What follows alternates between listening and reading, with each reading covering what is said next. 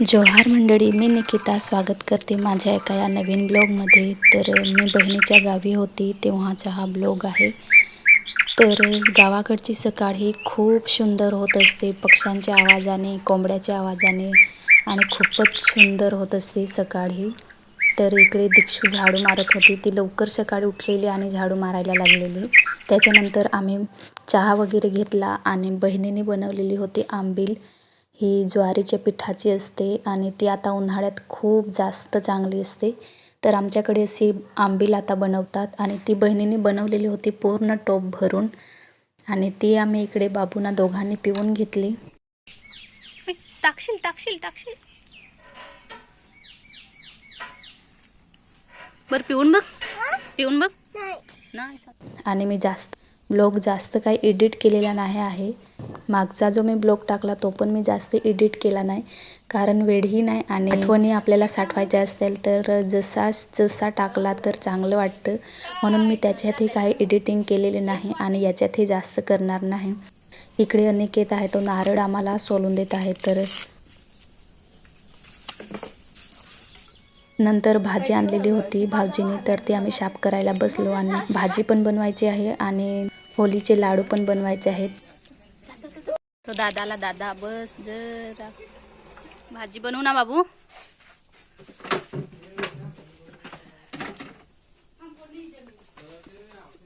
तर मी इकडे सगळं कापून झाल्यानंतर भाजी बनवायला घेतली आणि मी गावाकडचे सिंपलच रुटीन तुमच्यासोबत शेअर करत आहे। तर व्हिडिओ कसा वाटला कमेंटमध्ये नक्की सांगा आणि आवडल्यास लाईक शेअर सबस्क्राईबही करा। तर इकडे मी चुलीवर भाजी बनवायला घेतली होती आणि जेवढं आपल्याकडे साधं सिंपल आहे तेवढ्याच पद्धतीने मी बनवायला घेतलं। तर बहिणीचा मुलगा मला सांगत होता अनिकेत की मावशी आज तू बनव भाजी, आमची आई रोज बनवतेस तर आज तू बनव, म्हणून मी बनवायला घेतली।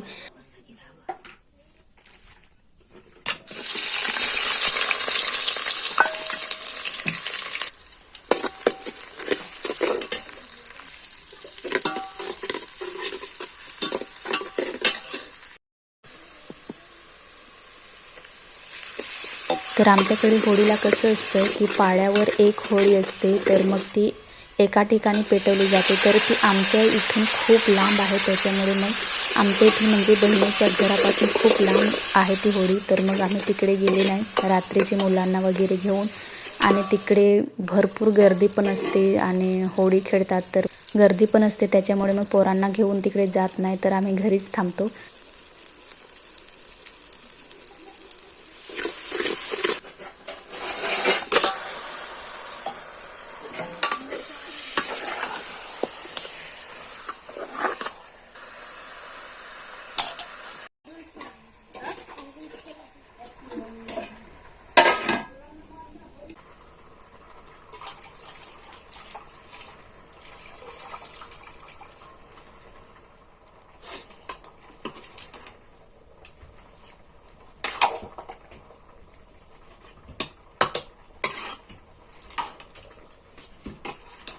तो घे नाही माझ्यावर पण घेतो। तर मी भाजी बनवायला घेतली आणि नंतर मग ती झाकून थोडा वेळ आम्ही होळी खेळायला लागले होते आणि नंतर आम्हाला लाडूही बनवायचे होते। त्याच्यासाठी पाणी ठेवून दिलेले, त्याच्यात आम्ही सगळं म्हणजे नारळ घेतलेला, तो नारळ टाकून दिला, त्याच्यात किसून त्याच्यात मी वेलची टाकून दिली आणि गूळ टाकला तर खूप चांगले लागतात हे लाडू, पण आम्ही गूळ नव्हता म्हणून साखर टाकलेली होती। आणि त्याच्यात मग बहिणीने पीठ सोडून त्याला जाड असं बनवून घेतलं आणि त्याला पूर्ण आता आम्हाला बाहेर काढून मळायचं होतं। तर ते पातेलं पूर्ण भरलेलं होतं, ते मी टाटीत काढलं आणि असं मळून घेतलं। पूर्ण गरम होतं त्याच्यासाठी आधी चमच्यानेच हे करून घेतलं आणि नंतर मळून घेतलं। तर हे जसं भाकरी करतो आपण त्याच पद्धतीने करायचे असतात, पण आम्ही इकडे लाडू वळायला घेतले आणि हे खूप छान लागतात आणि आमच्याकडे होळीला असेच लाडू बनवतात आणि दिवा भरायला लागतो, त्याच्यासाठी मग हे लाडू आणि आमच्याकडे आंबे खाले जातात, मग आंबा आणि हे लाडू दिवा भरताना ठेवले जातात। तर सगळेजण आलेले होते, तर आम्ही सगळ्यांनी लाडू वाढायला घेतले आणि बघा या पद्धतीने सगळे लाडू बनवून या पद्धतीने आम्ही सगळे लाडू बनवायला घेतले आणि गप्पा मारत आम्ही सगळेजण लाडू वळायला घेतले। तर काय जास्त वेळ लागला नाही लाडू बनवायला. आणि दीक्षूही सांगत होती की मला हे बनवायचा, म्हणून तीही बनवायला लागली होती लाडू. या दीक्षू ठेवू कशी ताई. तर होळीला पुरणपोळी बनवतात, पण आमच्याकडे तर लाडूच बनवतात. मग पाहिजे तेव्हा आम्ही बनवून खाऊ पुरणपोळी, पण आमच्याकडे दिवा भरायला लाडूच बनवतात. त्याच्यानंतर भाऊजींनी मग असा दिवा भरून घेतला आणि त्याच्याशी लाडू आणि आंबा आणि नंतर धार पाडली जाते तिथं. आणि नंतर मग हे सगळं केल्यानंतर मग ते लाडू आणि आंबा हातावर दिला जातो. तर अशी पद्धत आहे आमच्याकडे होळी साजरी करायची. तर प्रत्येक गावी प्रत्येक ठिकाणी वेगवेगळी होळी असते, तर आमच्याकडे या पद्धतीने करतात.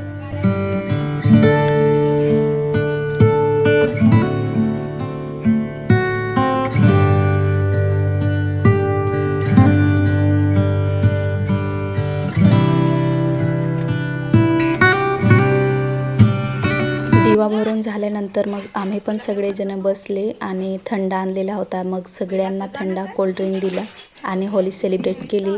इथं आम्ही खाऊन झाल्यानंतर आम्हाला घरी पण जायचं होतं. मग दीक्षूचे पप्पा आले तेव्हा आम्ही घरी निघाले, कारण आम्हीच आलेले होते बस. दीक्षूचे पप्पा आले, मग आम्ही गाडी घेऊन मग घरी गेलो.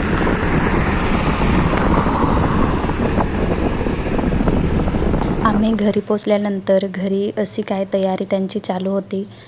कोंबडा आणलेला होता त्यांनी, नंतर तो साफ करून घेतला आणि त्याची भाजी बनवली आणि शेंगा पाडलेल्या होत्या शेकटाच्या त्याच्यात. आणि नंतर ताईंनी इकडे भाकरी भाजायला घेतलेल्या होत्या. लाडू पण बनवलेले होते त्यांनी आधीच. आणि नंतर मग भाकरी भाजल्या, कारण घरात माणसं पण येणार होती जास्त. नंतर दादांनी इकडे मग दिवा भरून घेतला आणि त्याच्यानंतर मग आम्हाला बसायचं होतं. तर मी घरी व्हिडिओ शूट केला नाही. होते ताई आलेले होते, दादा होते आणि होते खूप जण आलेली होती, पण मी त्यांना आवडेल की नाही आवडेल असं म्हणून मी मग व्हिडिओ शूट केला नाही घरी. आणि आमच्या घरी अजून तरी पण भरवायची पद्धत चालू आहे, म्हणजे आंबा लाडू एकमेकांना भरवतात. तर मग ती खावायची पद्धत अजून तरी आहे. प्रत्येक क्षणाला ते असंच असतं. सगळी भावंडं एकत्र येतात, त्यांच्या बायकासोबत येतात, आई वडील सगळे एकत्र येतात सणाला आणि एकमेकांना भरवतात. मग खूप चांगलं वाटतं, सगळे एकत्र येतात आणि एकमेकांना भरवतात. तर दुसऱ्या दिवशी आमच्याकडे अशी मुलं फिरत असतात. ती फगवा मागायला येतात, आपली आपली गाणं सांगून नाचत असतात आणि मग आपल्याकडे जे असेल ते त्यांना द्यायचं असतं. तर आता ही पद्धत खूप कमी झाली. आधी तर मुली पण येऊन गाणी म्हणायचे. त्यांच्या डोक्यावर एक ताट असायचं, त्याच्यात नवरा नवरी केलेलं असायचं.